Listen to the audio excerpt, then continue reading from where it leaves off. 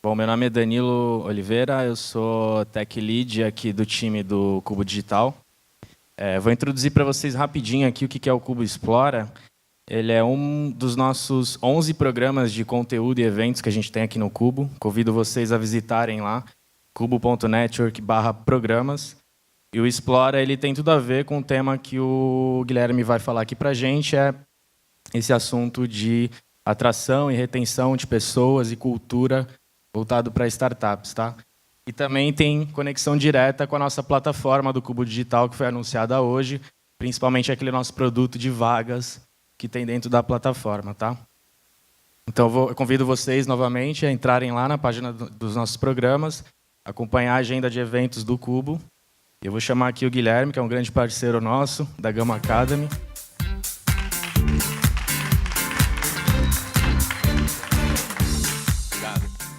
Oi, gente, tudo bem? Boa tarde para vocês. Obrigado, Cubo, pela parceria, primeiro de tudo, e pelo convite de estar aqui. O assunto de hoje eu gosto muito de compartilhar, são aprendizados recentes que a gente está tendo, atendendo clientes, mais do que como empresa. A Gama está com 30 pessoas já, então a gente já, como empreendedor, a gente já começa a ter muitos desafios de cultura, de gestão de pessoas, de liderança. Mas uma das coisas mais legais de trabalhar com isso é porque a gente bebe água na fonte, porque a gente atende mais de 300, a grande maioria são startups que são residentes aqui no Cubo com 5 pessoas, a Cielo, Mercado Livre, Buscapé, TOTUS, empresas já maiores, mas que estão ainda com esse pé em tecnologia. Então é um pouquinho disso que eu vou compartilhar com vocês, esses aprendizados de atração, retenção, de cultura, de valores, ferramentas, tentar ser bem prático, mas eu espero também que vocês considerem isso aqui uma mesa redonda, uma rodada de bate-papo. Então, se alguém tiver alguma dúvida, alguma colaboração, alguma experiência principalmente, alguma dor aí que está vivendo, pode levantar a mão quando quiser e a gente vai falando. Bom, eu estou trabalhando com startups há 7, vai fazer 8 anos, em janeiro do ano que vem. Eu fui trainee da Ambev, abri minha primeira empresa logo depois que eu saí de lá, quebrei 2 anos depois. Foi uma experiência muito boa, super recomendo para vocês. Em vez de fazer MBA, vai e quebra uma empresa, vai aprender muito mais, vai gastar bem menos dinheiro, garanto para vocês. E aí fui trabalhar com software pela primeira vez na Cigan, que é uma concorrente da TOTUS, uma das 5 maiores empresas de ERP do Brasil. E depois saí de lá, conheci uma espécie que eu não conhecia até o momento, que chama programador. Não sei se vocês conhecem. Eles falam, eles dormem, e eles têm até namorada, alguns. Né, Grace? Ela namora com um programador ali. É prova viva.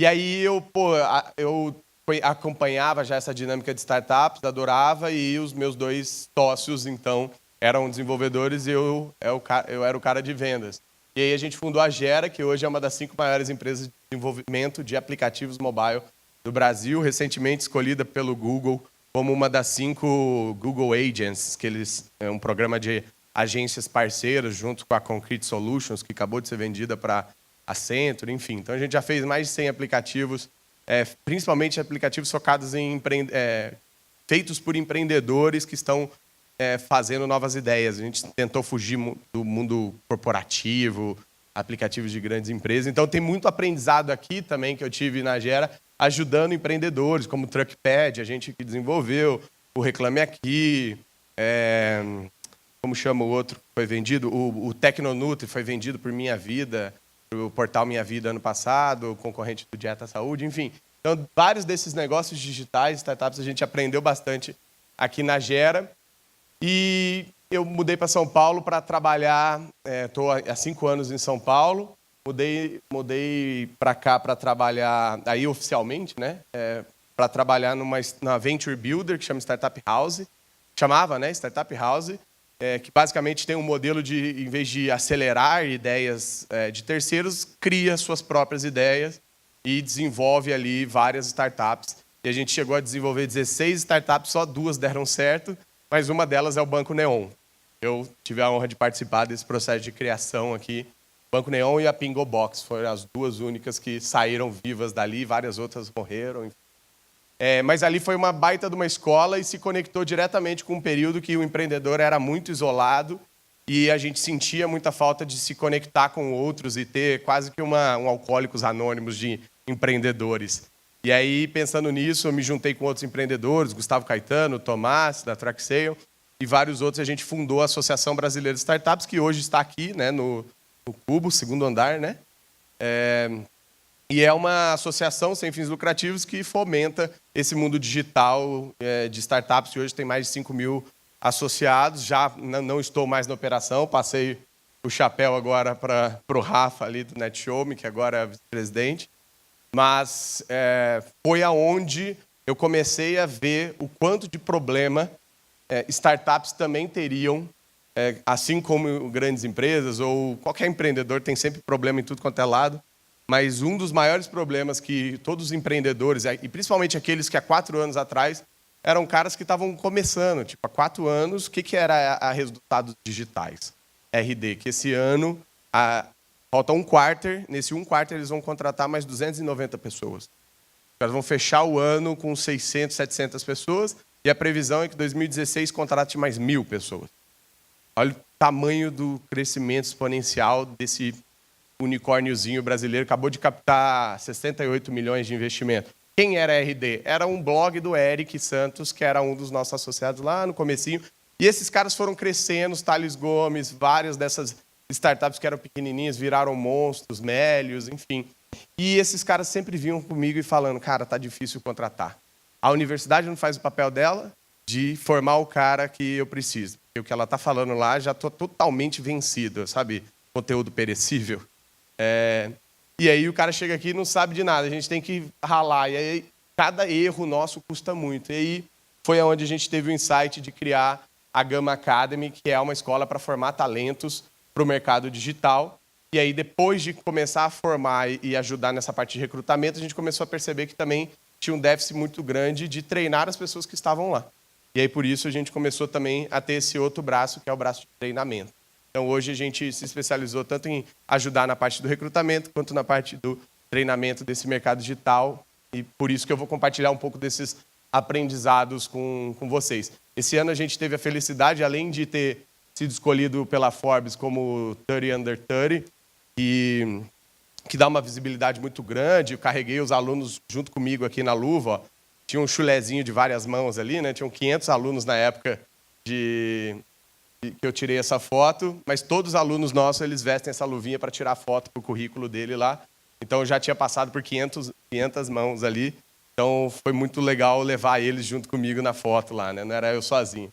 E a gente foi escolhido pela Singularity esse ano como uma das 10 startups mais promissoras, mais inovadoras na área de educação do Brasil, que é aquela universidade criada pelo Google e pela NASA. Eu queria começar com uma reflexão, né? E o tema que a gente vai falar aqui tem muito a ver com isso, com adaptação, com mudança, com carreira, com gestão também. E no final do dia, a gente sabe que não importa se é o mais inteligentão ou se é o mais fortão, é quem melhor se adapta. E é muito difícil você ver isso dentro de uma carreira como empreendedor ou dentro de um contexto de gestão como hoje é o que eu estou passando. E aí você começa a perceber que essas adaptações, principalmente quem está fazendo a virada de chavinha, imagina uma pessoa que está lá há 20, 30 anos dentro de um mercado mais tradicional e quer fazer a virada de chavinha e ela não entende o porquê que startup tem esse dinamismo, né, para trabalhar. Poxa, os caras ficam até meia-noite aqui, o cubo não fecha. Como que eles ficam trabalhando assim? Não tem problema de hora extra? Onde que bate o ponto? Tem que vir de uniforme? Cadê meu computador? Sabe, tem perguntas que você começa a ecoar e... Para que essa piscina de bolinha? Cerveja de graça? Pode? Mas eu estou trabalhando.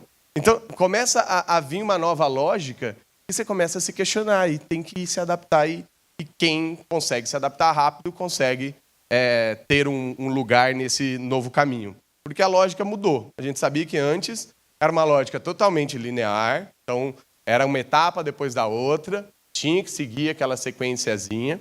era mega segmentado, então departamento A não fala com o departamento B, que não fala com o C, cada um no seu quadrado, cada um fazendo o seu, parecia feudos, né?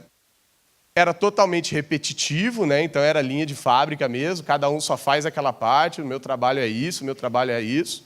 E ele, por isso, acabava sendo previsível. Só que você muda para uma lógica digital que traz um novo contexto de tecnologia, um novo contexto de aplicativo, um novo contexto de várias possibilidades que a gente não tinha antes de ter o digital tão presente na nossa vida, que ela passa a ter uma lógica de trabalho, tanto do ponto de vista empresa quanto de carreira, totalmente não linear. Ela não segue mais uma tendência, eu não tenho que fazer o A para depois fazer o B. Eu posso fazer o A, posso fazer o C, eu posso captar investimento, eu posso desenvolver novos negócios, posso criar novos produtos, meio que tudo paralelo, tudo junto. Então vira um caos criativo muito produtivo.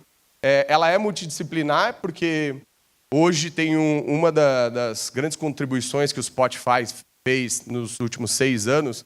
Eles acabaram difundindo um conceito muito foda que é o de squads, que são times multidisciplinares que trabalham em conjunto para resolver problemas. E aí eu tenho um designer, um desenvolvedor, um cara de marketing, um cara de vendas, um cara de produto, tudo junto no mesmo time, como se fosse um esquadrão mesmo da SWAT lá, porque um é um sniper, o outro é o cara de frente, enfim. Isso faz com que a gente entenda que a multidisciplinaridade é muito importante. Então, para o profissional é mais ainda. Tem uma tendência muito grande de a gente trazer só pessoas que são T-shaped. Que basicamente é um conceito de um T vertical, que é onde eu tenho a minha base técnica, ou seja, eu sou formado, sou engenheiro, eu sou desenvolvedor, eu tenho a minha base técnica, só que eu me preocupo e eu olho várias outras áreas e eu acabo formatando o meu T horizontal aqui em cima. Que é ter um olhar importante para o UX, entender negócios, entender a importância de growth. Então, eu como profissional, se eu ficar só focado e ser o especialista, né, seguir esse mundo aí de belpetização, de Érico Rocha, eu sou o cara especialista. Foda-se. Esquece isso, porque não é o que vai fazer você ter um lugar ao sol, seja como empreendedor ou seja como colaborador. É uma geração totalmente conectada, então é muito legal saber que agora eu estou aqui, mas tem nosso time lá de Floripa, está tocando um novo programa lá, que a gente está com um monte de cliente em Floripa, e tem gente que viaja, o cara está lá na Rússia e está conectado e entregando um trabalho. Então é muito legal saber que essa nova lógica de trabalho, não importa aonde você está, o que você está fazendo, não importa que você tem que ter Wi-Fi, só isso. E aí você consegue entregar, estar conectado e todo mundo está numa comunicação muito mais rápida e agilizada e acaba trazendo o último item aqui, que é negócios exponencialmente imprevisíveis. Negócios que vão conseguir crescer de uma maneira bizarra porque eles escolheram resolver e ir atrás de um problema que é de fato complexo. Você imaginaria que uma empresa que vale quase 100 bilhões de dólares, ela foi criada há menos de 10 anos? É uma empresa chamada Uber. Então, isso faz com que a gente entenda que, eu conheci um cara que era desenvolvedor do primeiro time de 20 pessoas lá do Uber, e ele ia ganhar stock option, que hoje ia valer quase alguns milhões de reais, sei lá.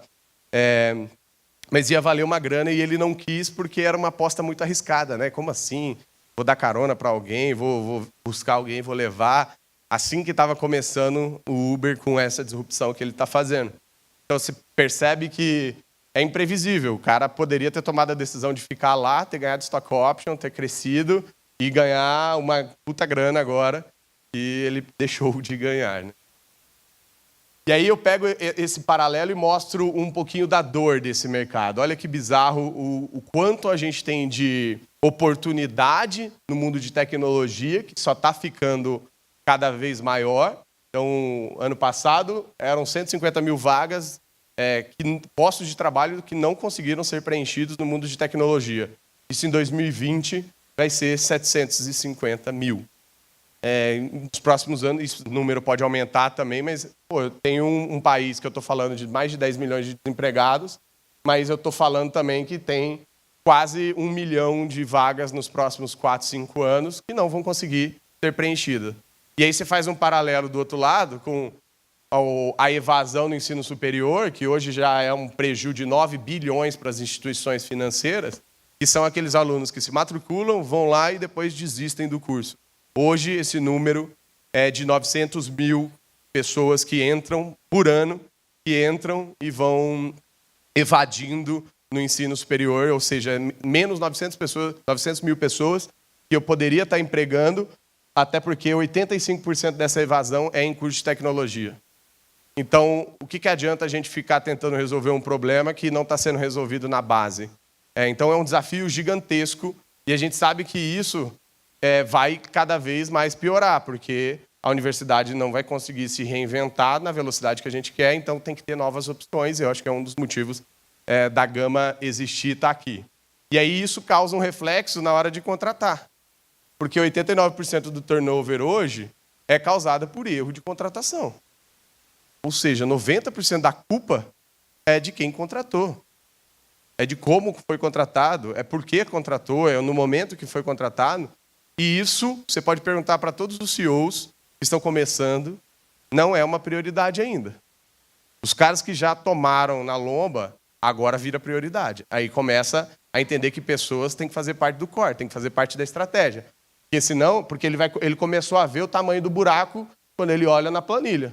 Aí ele começa a ver que cada substituição eu vou gastar 6 vezes o salário desse cara. Se eu perdi aquele desenvolvedor de R$5.000 que eu contratei, porque eu contratei errado, o cara não bateu o fit cultural, o alinhamento técnico não era o que ele esperava, o cara queria mexer com IoT, sei lá, mas, porra, tinha que codar. Isso vai representar 6 vezes o salário que eu pagava para esse cara. Então, é um prejuízo dolorido, é um prejuízo que agora começa, sim, a ser visto como uma prioridade, principalmente depois de rodadas de investimento que startups alcançam.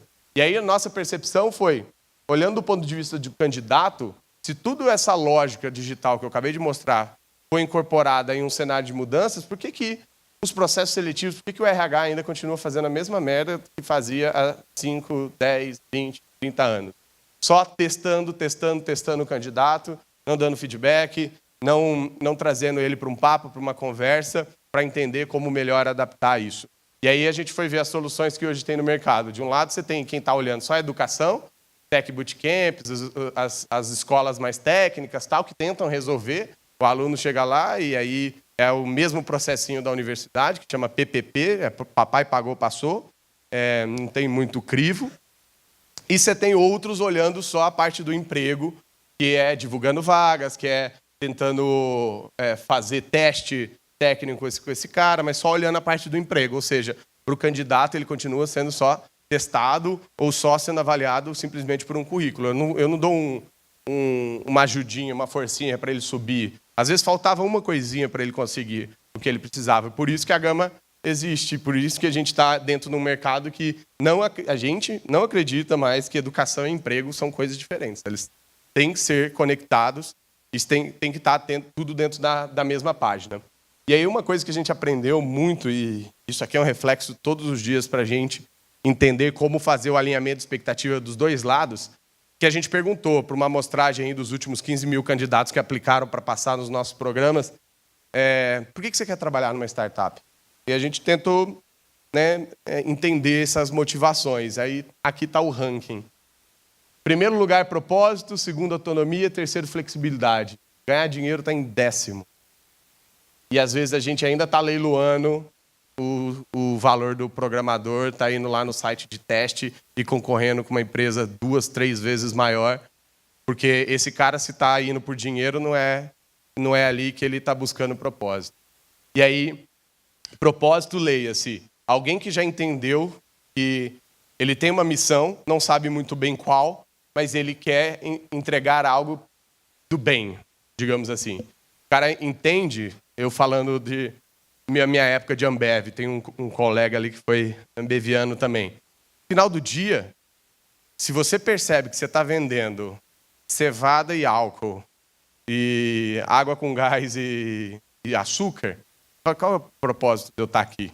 Pô, mas é uma empresa muito foda, gestão, pô, foi uma escola, aprendi pra caramba, mas daqui a pouco você começa a raciocinar umas outras coisas, tipo, quantos acidentes são causados por motoristas embriagados?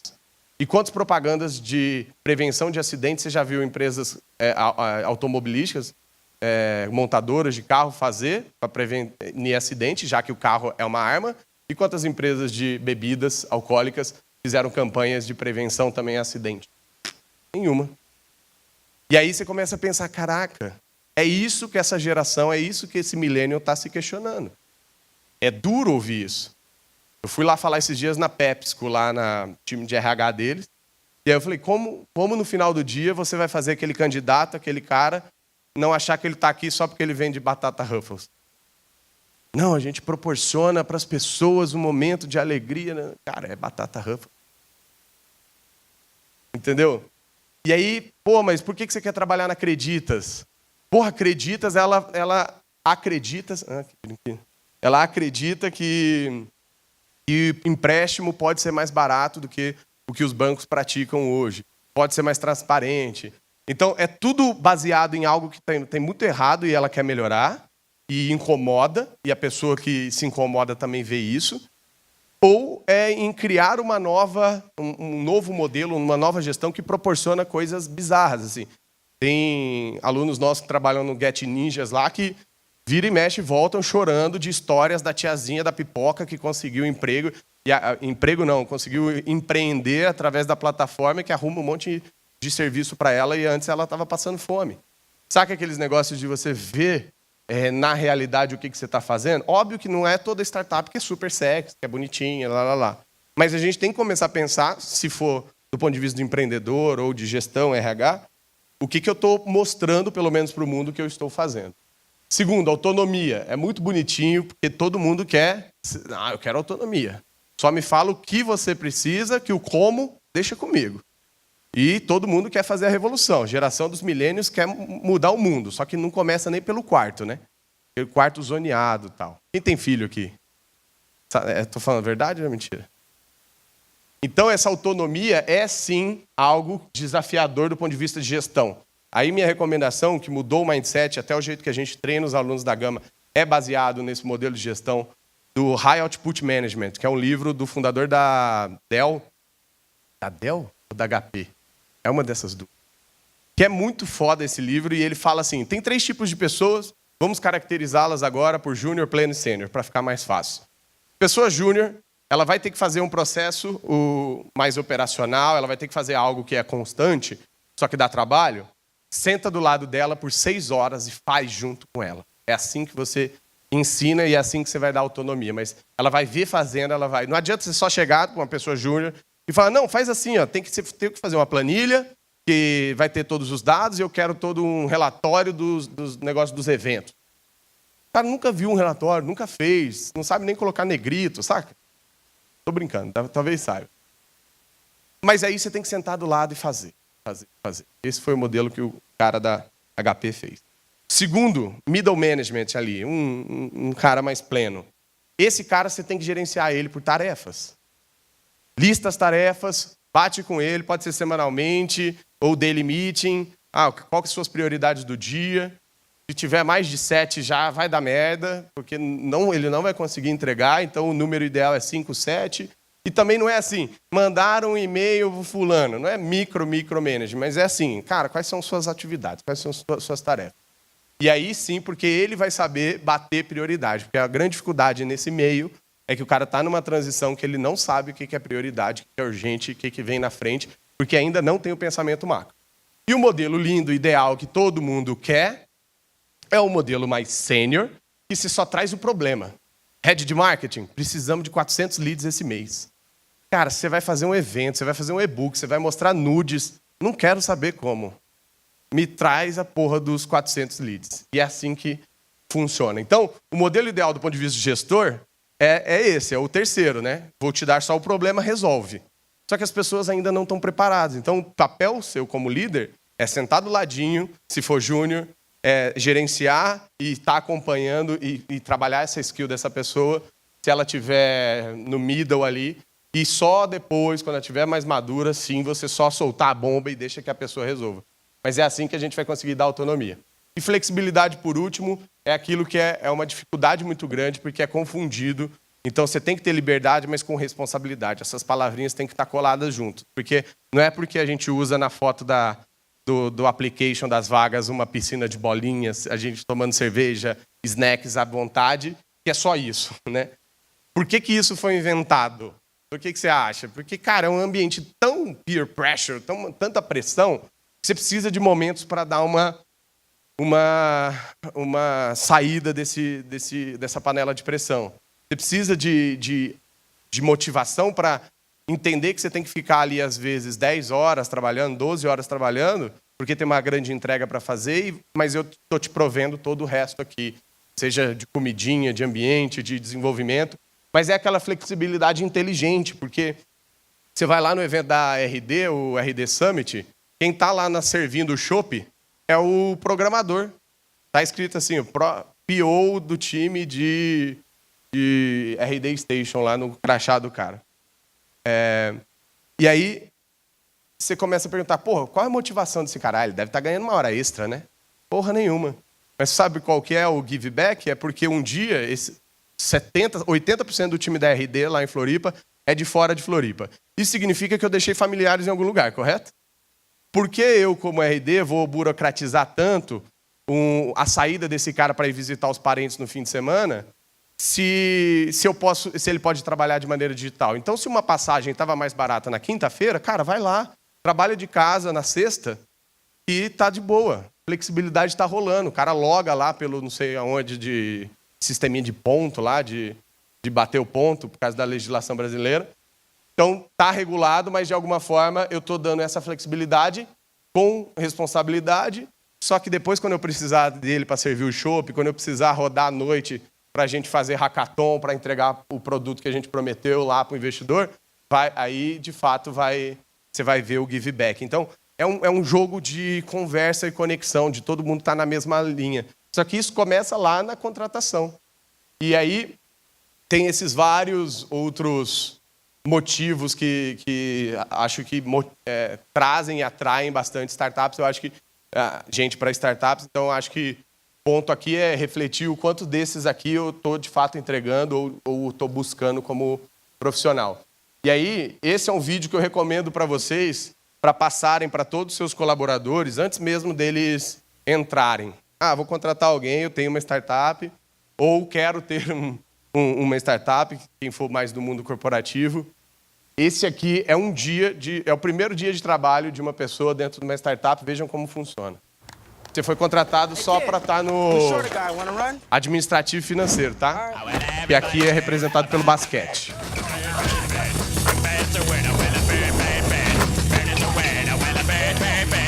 Só que daí a gente precisa organizar um evento. Você vai ter que virar corredor agora. Hey kid! We're short a guy. You're up.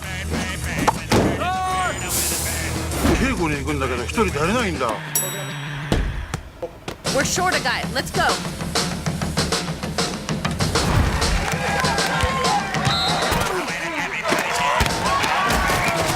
Kid, we're short a guy. You're at midi. Let's go.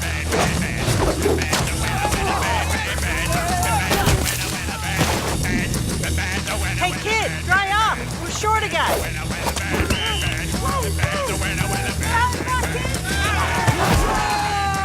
Hey kid, what are you doing? Dá nem tempo de comemorar, porque já tem outra entrega. Triple right 2 jack flanker drive F short. Ready? Wait, what? 9 to 70. Where's he going?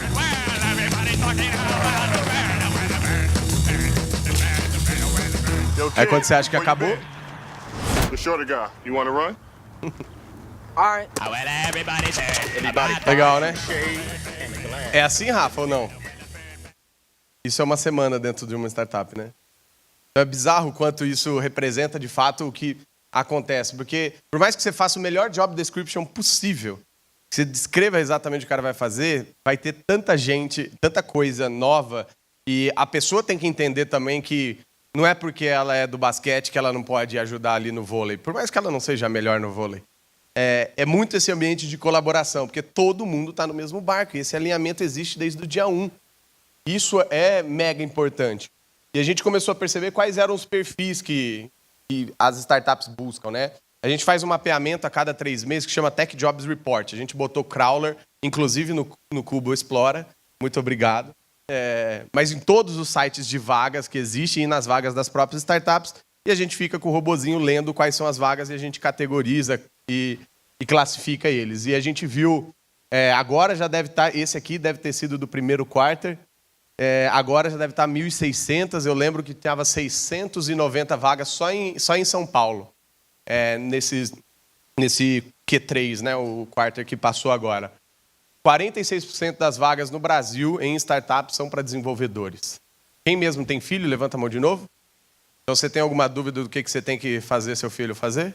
Não, né? Vai lá, já procura hoje escola de programação para criança, coloca lá, ou acha um colégio que já dá aula, e vai faltar, viu? Vai sobrar vaga para esses caras. Segundo é o que a gente escolhe. Esses 4Hs é a gama que escolheu, tá? Uma frescura nossa legal, que é os 4H do... Então, o hacker é o desenvolvedor, hustler é o time de negócios, né? Vendas, CS, BizDev. 24% das vagas está nessa área. 11% está em marketing, que são os hypers, e 8%, quase 9% para designers, para UX, para produto, quem trabalha com essas áreas. E aí, esse é o perfil técnico. Tem também o comportamental, o perfil cultural. Hoje, a maioria dos job description, ou do lado de cá, quando a gente vai fazer onboarding das nossas clientes, a gente pega e mapeia qual é o processo seletivo que ela usa e o que é importante para ela contratar. E essas 6 coisas são as que mais aparecem ou no background aqui do recrutador, né? Ela vendo se a pessoa tem ou não, tem algumas formas de você validar isso, ou descrito na própria vaga, lá na descrição da vaga. Mindset empreendedor. Então, empreender não é só abrir o CNPJ, é ter uma atitude proativa, é sim se sentir dono e é querer fazer um negócio como todo mundo.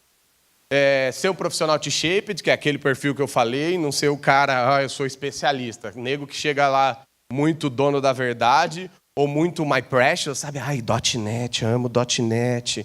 Não, cara, .NET vai morrer, então vamos pro próximo. Tem várias, então tem que ter um desapego muito grande.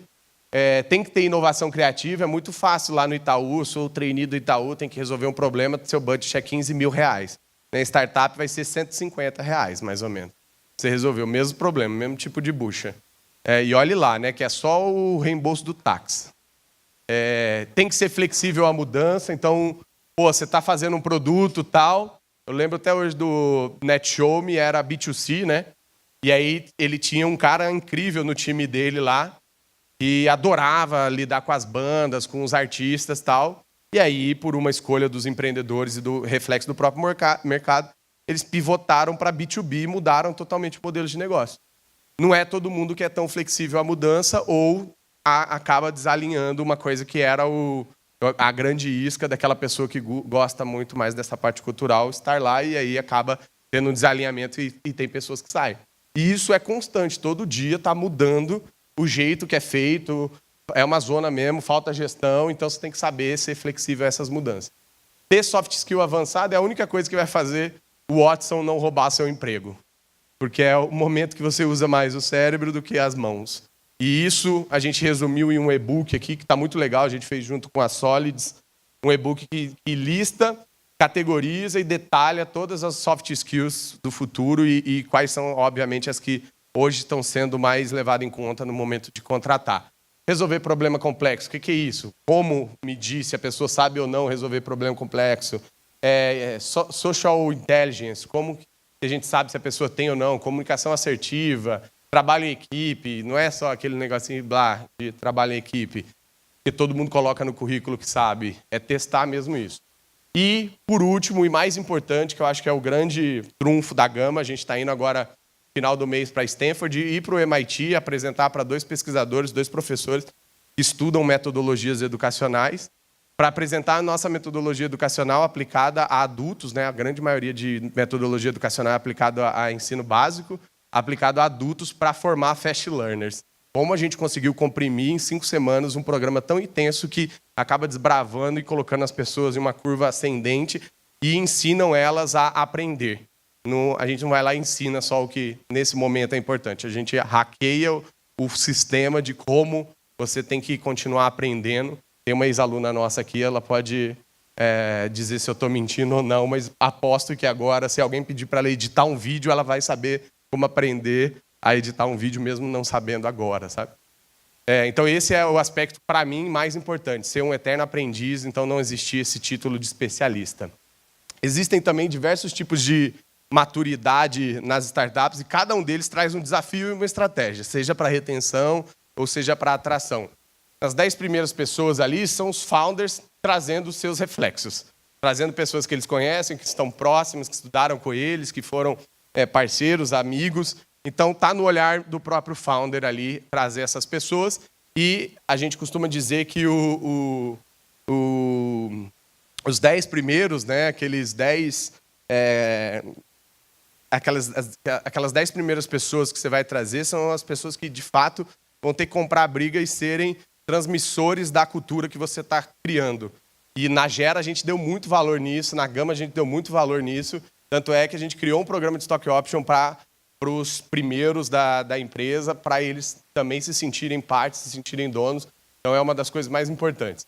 De 11 a 50 aí é o QI, né? Começa quem indica, e aí você usa as próprias pessoas daqui para trazer as outras, e eles mesmos são os multiplicadores, então acaba que é muito por indicação e consegue, de alguma forma, atrair pessoas que são espelhos também, né? Pessoas que você já sabe que não é cuzona, que você já sabe que entrega mais ou menos, então traz para dentro do time. Aqui a linha de corte, mais ou menos entre 40 e 50 pessoas, cara, você tem que ter um RH. Você começa, a gente está com 30 pessoas, a gente já está remanejando a nossa menina de conteúdo para RH, porque pegando o investimento agora, a gente vai dobrar de tamanho no que vem e o pensamento estratégico começa agora. Não adianta em janeiro já querer contratar C-level se a gente não está trampando desde agora, né, em como fazer na parte estratégica para, novamente, não contratar o menos pior de quem você entrevistou, e sim o melhor para aquela vaga, para aquela posição. E uma coisa muito comum que a gente consegue ver dentro de startups nessa fase aqui de 11 a 50 é que você acaba tendo muito gosto e muito contato com as pessoas e acaba esquecendo que você tem um propósito, você tem um objetivo, um OKR que você definiu lá, que você tem que chegar, e para isso você tem que ter as melhores pessoas para te ajudar no desafio atual. O desafio agora dessa área é esse, daqui a pouco vai ser outro desafio. Então você tem que saber que essas pessoas podem ser remanejadas de alguma forma para outras áreas que talvez elas estejam mais prontas. E, se for preciso, você vai ter que demitir e desligar pessoas que não estão contribuindo para aquele momento-chave. E é muito comum a gente, como empreendedor, acabar se sabotando e boicotando e falar, não, essa pessoa não funcionou aqui, o que a gente faz com ela? Mas ela está tão dentro da cultura, nossa, é tão legal, então encaixa ela aqui. Aí começa a virar puxadinho de cargo. Então, isso é uma coisa importante de você saber que precisa ter esse fluxo também de oxigenação. Então, daqui de 51 a 100 pessoas, RH começando a aprender como contrata. O próprio RH tem uma dificuldade muito grande.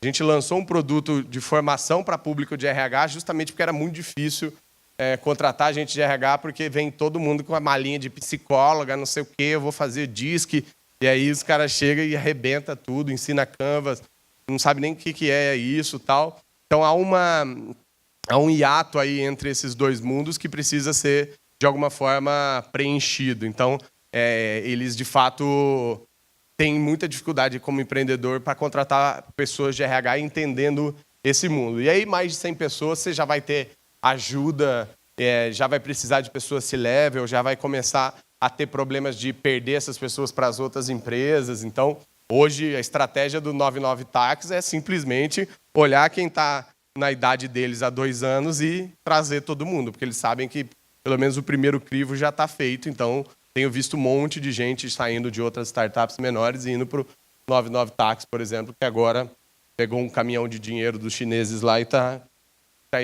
contratando bastante gente. Outras estratégias que são importantes também nesse processo de team building que a gente aprendeu com startups.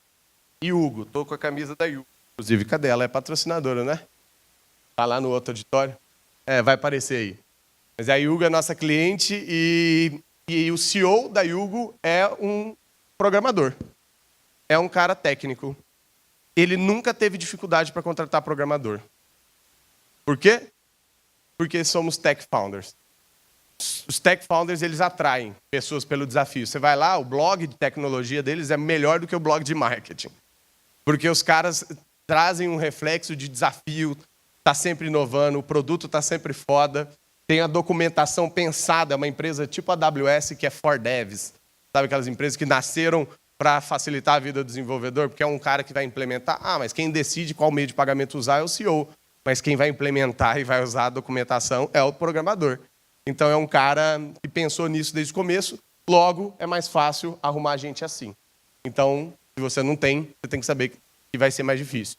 Modelo de negócio também diz muito sobre a dificuldade que você vai ter de criar a sua cultura e de contratar. Get Ninjas tem muita gente de operações, call center, telefone. São pessoas, geralmente, de mais baixa escolaridade, são pessoas que não se entrosam tanto com os outros times, então você tem uma dificuldade ali de entrosamento, porque são realidades diferentes que você vai ter que saber como lidar. Tudo isso por conta do modelo de negócios dele, que ele escolheu ser um marketplace, que atende um B2C gigantesco de milhões de usuários, que precisa ter gente atendendo, e um B2B, que é para os profissionais autônomos do outro lado. Se você é uma empresa que sabe trabalhar remota, a Trustvox, uma cliente nossa que está em Campinas, o escritório comercial deles fica lá na Plug, lá no Brooklyn, e os programadores estão em Recife. É uma empresa que aprendeu a lidar com um trabalho remoto. Se você aprender a lidar com isso, metade do jogo está ganho. A Melius acabou de montar um time técnico de 20 pessoas, só programadores, lá em Manaus. Por que Manaus? Porque lá tem uma universidade que chama UFAM, que faz o papel que todas as outras deveriam fazer, que é fazer programador foda. E sai de lá porque lá tem a Samsung, tem várias empresas que investem, os professores estão tudo lá dentro dessas empresas. Então tem uma pegada muito foda e agora eles estão tendo que aprender a trabalhar remoto, porque o time inteiro está em BH e agora tem um outro time técnico lá. Por quê? Por conta de custo, bem mais barato do que montar aqui, e por conta de gestão também, porque ele conseguiu atrelar um modelo de gestão remoto. Tem um livro muito bom da 37 Signals, a melhor empresa, a escola de SaaS do mundo, chama 37 Signals, que criou o Hairrise, Basecamp, vários desses softwares que são bem grandes. Eles escreveram um livro que chama Remote. Eu li esse livro numa sentada e foi muito foda, porque eles ensinam como eles faziam a gestão do escritório de Copenhague, que é um fuso horário bizarro lá, e Chicago. E cada sócio ficava em cada sede. E eram umas coisas malucas que, inclusive, foi um dos motivos deles criarem um software de gestão de projeto, que é o Basecamp, que eles têm lá. Então, para quem quer trabalhar remoto, quem quer aprender a fazer isso, pode ler esse livro, mas saibam que essa é uma escolha que prejudica bastante ao ponto de vista de cultura. Porque são pessoas que não vão estar juntas todos os dias, vão ser turistas, então você vai gastar uma grana também para fazer a conexão dessas pessoas, elas terem que ficar um pouco mais próximas. E, por último, marca empregadora. Marca empregadora não é só ficar divulgando no LinkedIn, isso é básico, é assim, tem que fazer, tem que manter atualizado, o LinkedIn é ferramenta de atração, mas tem mais coisas que dá para fazer, e o principal player dentro desse jogo se chama CEO, e CEO só serve para 3 coisas: vender, captar grana e contratar gente boa. Pronto. Se tiver um CEO que faz isso, all in. Você já tem boa parte das coisas sendo feitas. Esse contratar gente é saber a importância. Por que eu vou terceirizar a parte mais difícil? Não, eu vou contratar, o RH vai fazer tudo. Não, cara, tem que ter a sua cara lá. O Cartacho, que estava aqui, foi o primeiro cliente da Gama, da Simpla. Ele até hoje entrevista todo mundo. Os caras estão com 200 pessoas. Até hoje, nunca. Ele virou gargalo dentro do processo seletivo, porque às vezes precisa de mais agilidade e o cara está lá na Hungria. Mas ele entrevista por Skype. Mas ele entrevista. Todo mundo tem que passar pelo filtro de cultura. E ele já tem as perguntas matadoras que ele já sabe que a pessoa vai espanar se ela não fizer isso. Então, quem participa da marca empregadora é ele. Quem vai lá na Gama, quando as empresas participam junto com a gente chama o CEO para dar uma palestra, para contar a história dele. Porque é o CEO que vai motivar a pessoa a ir lá. É o líder que você quer seguir. Então, é ele que tem que abrir a boca e fazer as pessoas se convencerem que aquela missão que você está buscando é foda o suficiente para você embarcar junto. E aí, como que você desenvolve, né? Beleza, falei bastante de atração, falei de recrutar, mas daí entra na parte difícil de treinar as pessoas que já estão lá dentro. E essa é a metodologia que dos bloquinhos da nossa metodologia é usar o método 70-20-10. Basicamente, ele diz que as pessoas aprendem muito mais quando estão fazendo, por isso, hoje na Gama é tudo prática. Vai lá, faz, cria um blog, gera 1000 leads, vai lá, faz um evento, faz um spin-off, enfim. Fazer e praticar tudo aquilo que você está ensinando também na parte técnica, parte de treinamento. Só 10%. Todo mundo fala, tem que treinar a galera aqui. Aí acha que é só mandar lá para a Gama para o cara estudar sales, para estudar growth hacking, data science, sei lá. Mas isso é só 10%. Tá aqui as coisinhas que você tem que ensinar. Em tecnologia e em negócios, são as coisas que você vai ter que ensinar. Mas isso aqui é ongoing. E a parte mais buraco de todas as startups, todo o contexto está aqui, ó, coach. E aí, coach não é o que virou coach hoje, a Herbalife nova, não. É pensar em coach como o seu técnico mesmo, o cara que vai, junto com você, te ajudar a se desenvolver. É olhar, dar um feedback. Quem quiser, depois pega meu e-mail, eu tenho uma planilha muito foda que eu traduzi, gringa, e eu estou usando agora na empresa, que é uma planilha de one-on-one. É uma estrutura de 7 bloquinhos de perguntas que você faz com a pessoa uma vez por mês, você, se for o gestor direto, ou uma vez por quarter, se for o CEO que vai fazer tal, e que te pergunta um monte de coisas muito básicas, mas dá um reflexo na hora para você já mudar muita coisa. E ali é o momento que você dá o coach para o cara. Você ouve ele, pega uns insights, o que ele está insatisfeito, o que ele está bem, o que ele está ruim, e já tenta ajudar ele a dar os caminhos da pedra. Não adianta você só querer que o cara produza mais, vamos lá, vamos fazer, te mandei no evento lá, e aí, o que você traz para nós? Se você não estiver ali do lado ajudando esse cara, fazendo one-on-one e sabendo o que ele faz. Uma outra ferramenta que a gente usa também, se chama vipe.com.br. De Vibe People, né? Vipe. Basicamente, ela recriou o modelo de pesquisa de clima, que é tão famoso dentro do mundo de RH como aquela pesquisa que você faz a cada 6 meses, tem empresa que faz uma vez por ano. E aí, como que você quer ver o clima da empresa se você só faz no final? E é uma tendência muito grande de ser manipulada, assim como o Great Place to Work. Todo mundo tem Great Place to Work. Cara, aquilo lá, você sabe que, né? Uma semana antes do Great Place to Work rola um happy hour. Logo depois, você recebe um brinde. Depois você não sei o quê. Agora tem uma pesquisa. Daí você, memória recente, córtex frontal. Essa empresa é tão legal, né? Me deu um presente aqui, vou votar bem. Então é manipulável a parada. E aí a Vibe, ela manda uma pergunta de sim ou não, toda segunda-feira. E que tem um bloquinho ali opcional de comentário. E são perguntas dentro de vários quadrantes ali. Essa semana passada foi uma pergunta se a temperatura do ar-condicionado, essas coisas, é boa. Ou seja, tem perguntas que parecem inúteis como essa, mas a gente teve lá. Gente, eu tenho gripe, não sei o quê, não posso ficar embaixo do ar. Não estou reclamando do clima, mas eu queria mudar de lugar. E por que a pessoa não falou isso? Mas, às vezes, ela não fala mesmo. Ela quer algum lugar para ela se abrir.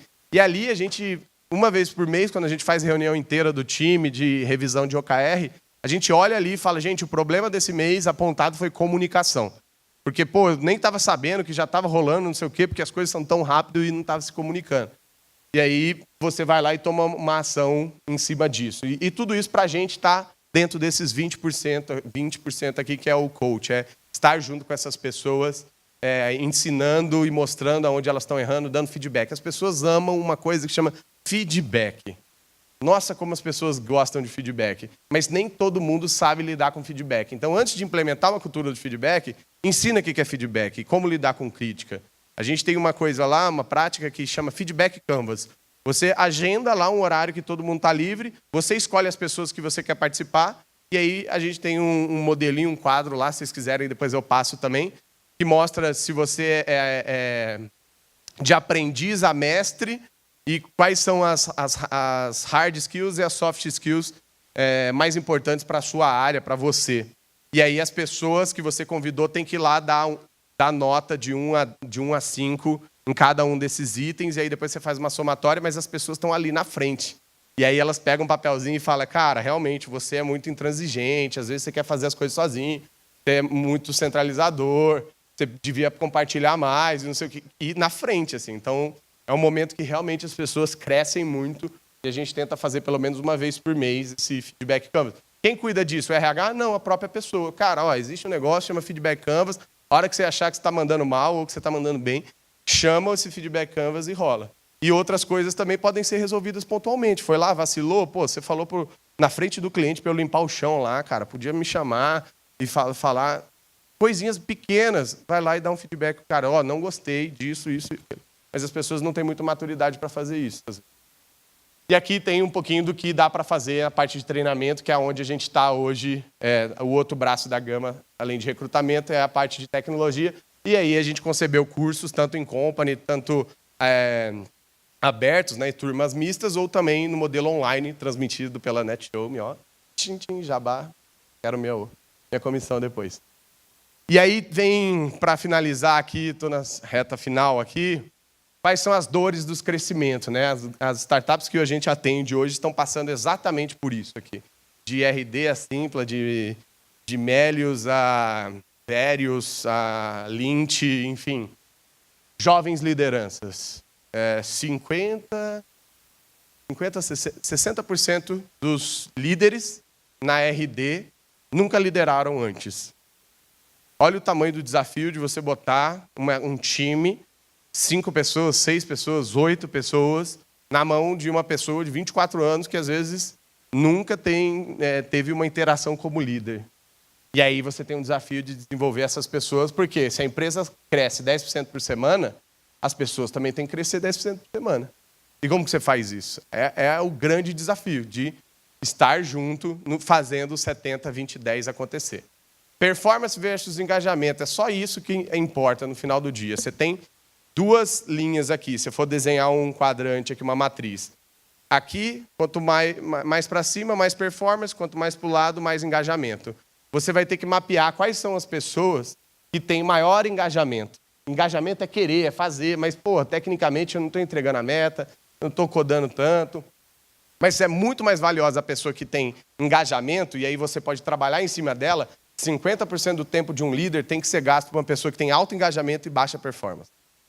Ponto. A hora que você atua nisso, você faz ela subir a parte de performance. Mas você nunca vai conseguir pegar aquele seu vendedor fodão, lobo de Wall Street, que fica batendo no peito, falando que é fodão, porque ele tem uma alta performance, ele vende pra caramba, mas ele está estragando sua cultura, porque ele é desengajado, ele chega tarde, ele não participa do meetup, ele fala coisas meio bizarras. Então esse é um cara que você tem que limar. E esse você gasta 10% do seu tempo só.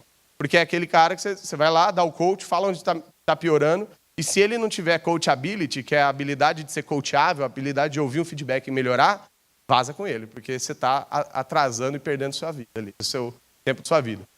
Pessoas, processos, produtos. Eu preciso de pessoas e, infelizmente, quando está crescendo, essas pessoas vão ter que seguir processos. E isso faz com que você entregue melhores e mais rápidos os produtos. E essa ordem ela tende a se misturar durante o caminho ali. Então, não adianta muito você querer fazer balance scorecard se você não tem o tamanho da IBM. Não usa processo da IBM se você não tem o tamanho dela. Mas entenda que tem um monte de coisa que não é fórmula mágica. Ah, eu vi que tem que usar o OKR. Porra, mas é foda pra caralho implementar o OKR. Começa só com 2. Só com 2 metas lá, grandes. E depois vai destrinchando. Agora, 1 ano e meio de empresa, agora que a gente está descendo da OKR empresa, a gente já tinha OKR empresa, já tinha OKR área, e agora que a gente está descendo para o OKR individual, para cada um saber o que ele tem que entregar para a OKR do time dele ser atingida, e se o time dele atingir, todos os times, atinge o da empresa, tanto em faturamento, em NPS, em várias métricas que são importantes para você. Crescimento do indivíduo tem que acompanhar o da empresa. Então não adianta nada você só ficar focado na empresa. É o que eu falei, 10% por semana de crescimento é o que o Hugo está crescendo. Se as pessoas que estiverem lá dentro não crescerem junto, tá fudido. Porque você vai ter um gargalo. Aí você vai ter um custo alto para contratar gente sênior, que daí são as pessoas que vão conseguir entregar, porque ela tem alta performance. mais ela vai foder sua cultura, porque são pessoas que não estão alinhadas com você dentro disso.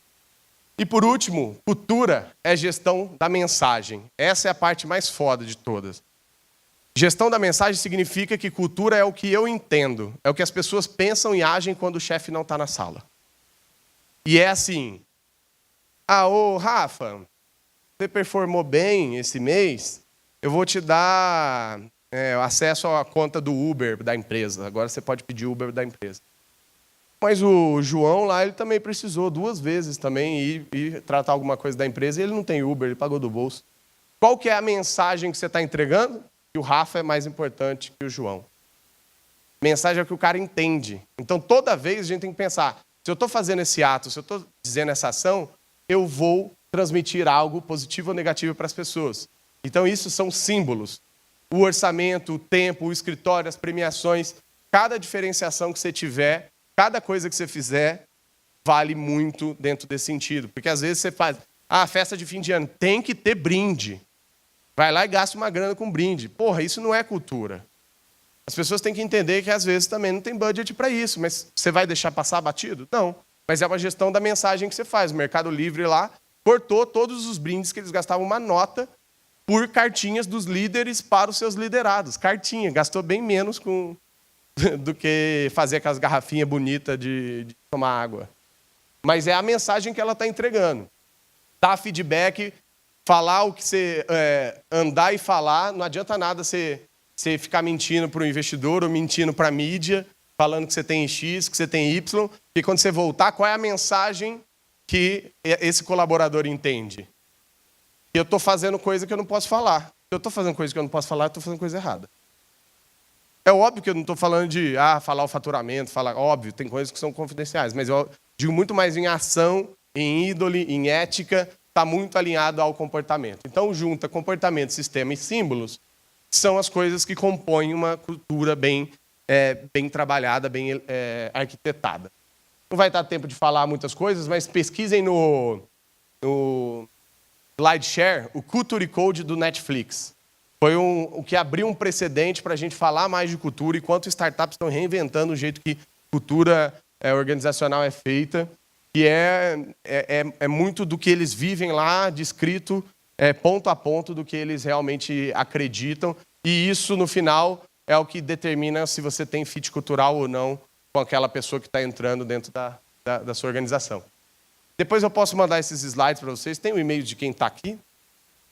Ou eu ponho um link, ou vocês mandam um e-mail para mim, eu envio. Mas isso aqui a gente perguntou, cara, o que vocês, alunos, queriam dos RHs? Se você pudesse falar alguma coisa que ele faz de muito errado. Aí tinha coisas, pérolas, a gente tirou aqui, deixou até mais educado aqui, né? Mas não me faça preencher 1000 formulários se você não vai usar. Para de fazer teste sem propósito, sem critério, que você nem sabe avaliar, enfim. Só porque alguém falou, porque você leu no Google, enfim.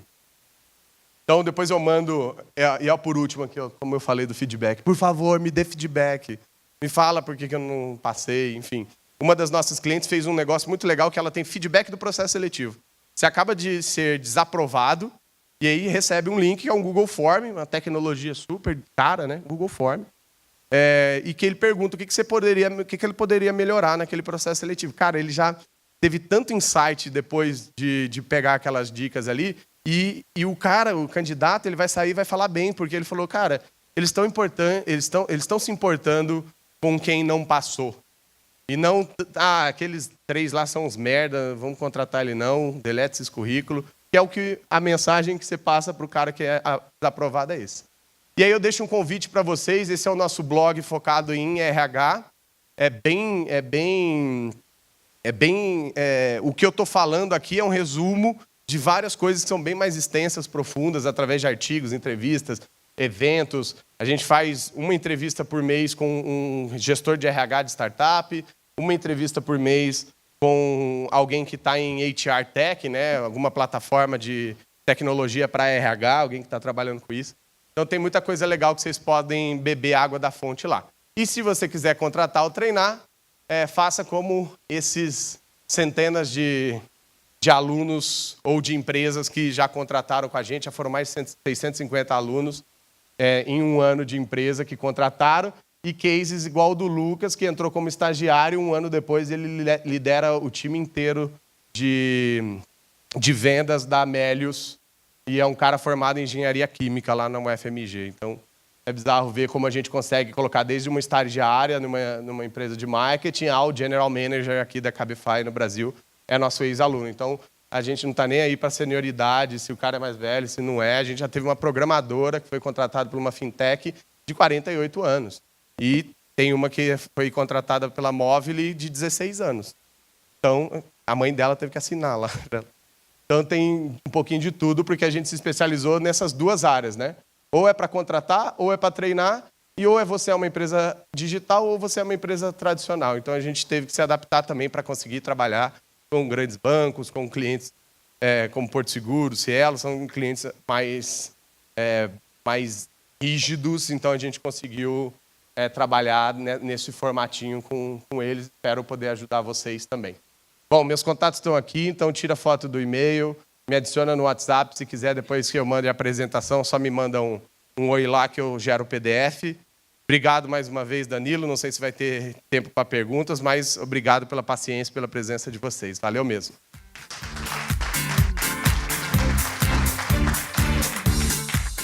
Queria agradecer aqui em nome do Cubo. Guilherme, te dar uma lembrancinha aqui dos nossos palestrantes.